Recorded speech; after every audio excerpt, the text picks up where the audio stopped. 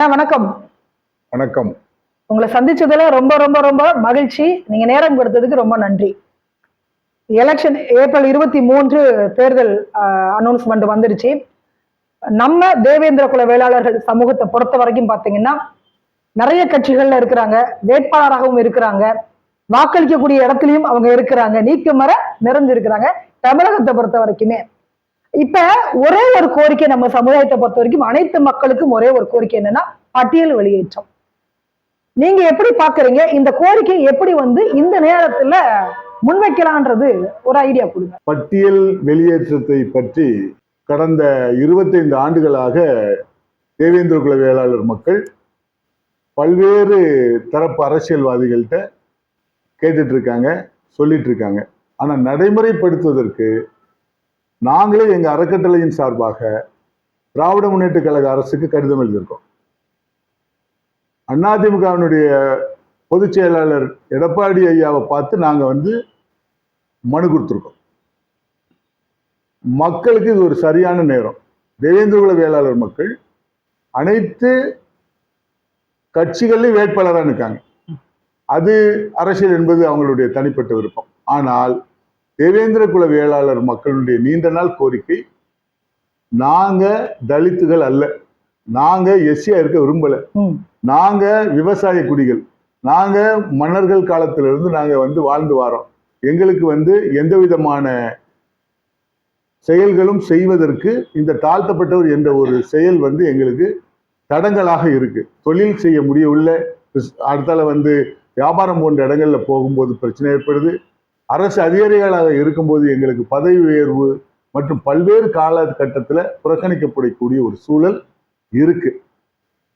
அதையெல்லாம் மாற்றுவதற்கு இது ஒரு அற்புதமான சந்தர்ப்பம். இந்த 2026 தேர்தல் வேட்பாளர்கள் பிரச்சார பயணத்துக்கு போயிட்டாங்க.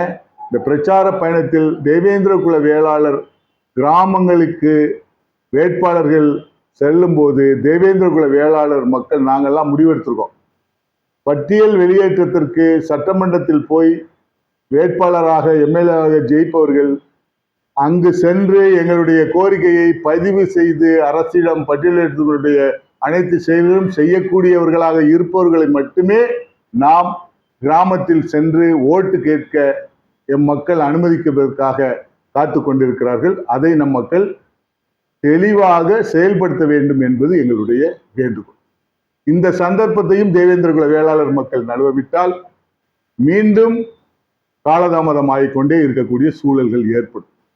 ஏற்கனவே திராவிட முன்னேற்ற கழகத்தினுடைய திருச்சி தொகுதியில் இருக்கக்கூடிய எம்எல்ஏ ஒருவர் பட்டியல் வெளியேற்றம் கட்டாயம் எனது தொகுதியில் நான் போகும்போது தெரிய வந்தது என்பதை துரை சந்திரசேகர் என்ற எம்எல்ஏ சட்டமன்றத்தில் பதிவு செய்தார். திருநெல்வேலியினுடைய பாஜக தலைவர் நயினார் நாகேந்திரன் பட்டியல் வெளியேற்றத்திற்கு என்னுடைய தொகுதியில் நான் ஜெயித்ததுக்கு காரணமே அவர்கள் தான், அவர்களுக்கு நீங்க கட்டாயமாக தமிழக அரசு செய்யணும்னு பதிவு செஞ்சாங்க. பிஜேபி அரசு மத்திய அரசு இருக்கக்கூடிய காலகட்டத்தில் தேவேந்திர குல வேளாளர் அரசாணை கொடுத்தாங்க. மீண்டும் பட்டியல் வெளியேற்றத்தை பெறுவதற்கு இந்த அரசியல் சந்தர்ப்பத்தை எம் மக்கள் சரியாக பயன்படுத்துவார்கள். அதற்கு பட்டியல் வெளியேற்றத்திற்கு வேட்பாளர்கள் சரி சொன்னால் மட்டுமே கிராமங்களில் நுழைய அனுமதிப்பார்கள் என்பது என்னுடைய கருத்துமா. என்ன தடைனா? தடை இந்த பட்டியல் வெளியேற்றம் என்பது மாநில அரசு மத்திய அரசுக்கு பட்டியல் வெளியேற்றத்துல ஒரு கம்யூனிட்டி தாழ்த்தப்பட்ட பிரிவில் இருக்கிற கம்யூனிட்டியை மாற்றி அமைப்பதற்கு மத்திய அரசுக்கு மட்டுமே அதிகாரம் இருக்கு. ஆனால் மாநில அரசு அதை சம்மதிக்கணும். மாநில அரசு நாங்க அனுப்பின கடிதங்களை மத்திய அரசுக்கு அனுப்பணும். மத்திய அரசு அங்க பாராளுமன்றம், மேலவை, ரிஜிஸ்ட்ரேஷன் கம்பெனிஸ் டிபார்ட்மெண்ட் இருக்கு, ஜாதிகளுக்கும் துறை இருக்கு, சோசியல் ஜஸ்டிஸ் டிபார்ட்மெண்ட்.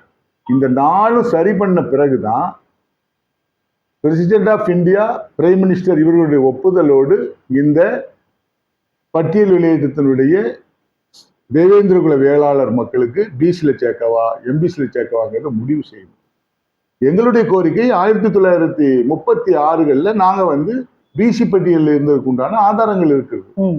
எங்களை பிரிட்டிஷ் கவர்மெண்ட் டிப்ரெசட் கம்யூனிட்டி அப்படிங்கிற ஒரு லெவல்ல எங்களுக்கு சரியான ஆளுமைகள் அந்த நேரத்தில் இல்லாத காரணத்தினால எங்களுக்கு வந்து எஸ்சி என்ற ஒரு பட்டியலில் வச்சுட்டாங்க. அந்த பட்டியலில் இருந்து மீண்டும் எங்களுக்கு வந்து நீங்க வந்து பிசி பட்டியலுக்கு மாத்தி கொடுங்க அப்படிங்கிறது எங்களுடைய கோரிக்கை. ஆக எந்த தமிழக அரசு வந்தாலும், எந்த கட்சி ஆட்சி அமைத்தாலும், அந்த கட்சி வந்து எங்களுடைய கோரிக்கை மனுவை மத்திய அரசுக்கு அனுப்பணும். இது ஒண்ணுதான் தமிழ்நாடு அரசினுடைய வேலை. அதை வந்து இவங்க பிற ஆளுமை மிக்க பிற சாதிகள் இவர்கள் தேவேந்திர குல வேளாளர்களை வந்து பட்டியலில் இருந்து பிசிக்கு வந்தா அவங்களுக்கு அரசியல் அதிகாரம் கிடைக்காம போயிடுது. மாவட்ட செயலர் கிடைக்காம போயிடுது, மந்திரிகள் கிடைக்காம போயிடும். இந்த பட்டியலிருந்து வெளியே வரும்போது இவங்களுக்கு உங்களுக்கே தெரியும், இவங்களுக்கு 4 மந்திரி கொடுக்கணும், 10 மாவட்ட செயலர் கொடுக்கணும். 60 தொகுதிகளை 10,000 வாக்குகளுக்கு மேல் 30,000 40,000 வாக்குகள் வரை நிர்ணயிக்கக்கூடிய தொகுதிகளினுடைய சாதியாக தேவேந்திர குல வேளாளர் சாதி உள்ளது.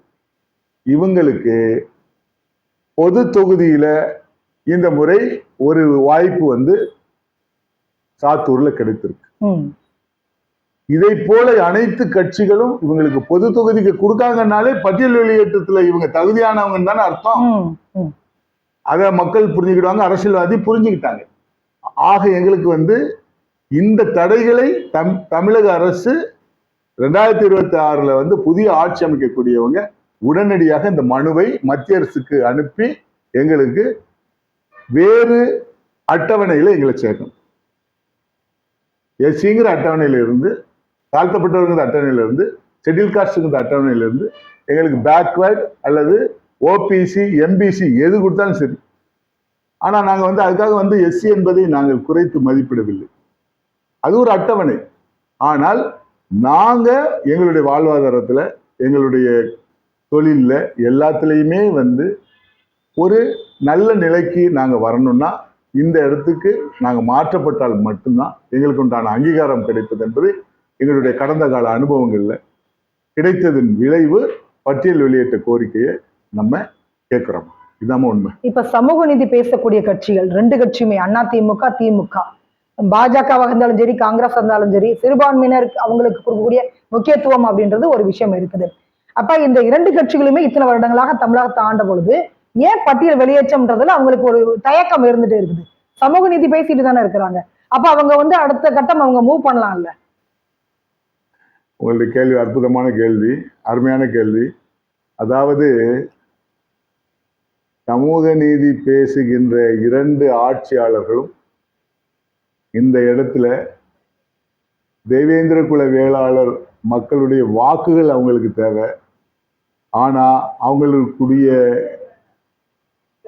கட்சியினுடைய பிரதிநிதித்துவம், மாநில பொறுப்புகள், மாவட்ட பொறுப்புகள், சும்மா ஒரு மாவட்ட துணை செயலாளர், ஒரு ஒன்றியத்துல ஒரு ஏதோ ஒரு சில ஒன்றியங்கள், ஒரு மாவட்டங்கள் இந்த மாதிரி தான் கொடுத்துருக்காங்களே ஒழிய, தென் மாவட்டங்களில் அதிபெரும்பான்மையாக இருக்கக்கூடிய திருச்சி மாவட்டம், ராமநாதபுரம் மாவட்டம், மதுரை மாவட்டம், திருநெல்வேலி மாவட்டம், இந்த மாதிரியான ஆளுமை மிக்க தஞ்சாவூர் மாவட்டம், நாகப்பட்டினம் மாவட்டம், இவ்வளவு மாவட்டங்கள்லையும் இவங்களுக்கு மாவட்ட செயலாளர் பதவிகள் கொடுக்க வேண்டும், மாநில துணை பொதுச் செயலாளர் பதவிகள் வழங்க வேண்டும், 6 மந்திரிகள் குறைஞ்சபட்சம் கொடுக்கணும்.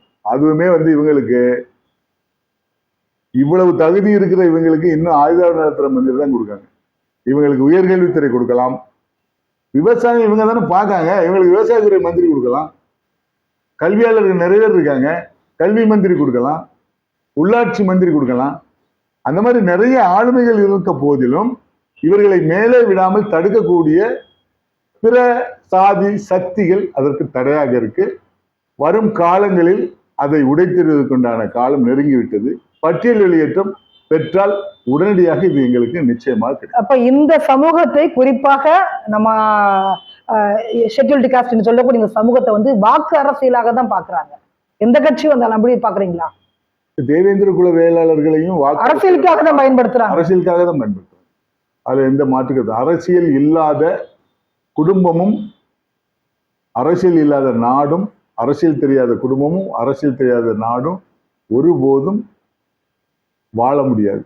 இது அரிஸ்டாட்டில் சொன்னது. குடும்பத்துல இருந்து அரசியலே தொடங்குது. நம்ம அரசியலுக்கு போக விடாம தடுக்கிறாங்க தேவேந்திர குல வேளாளர்களை.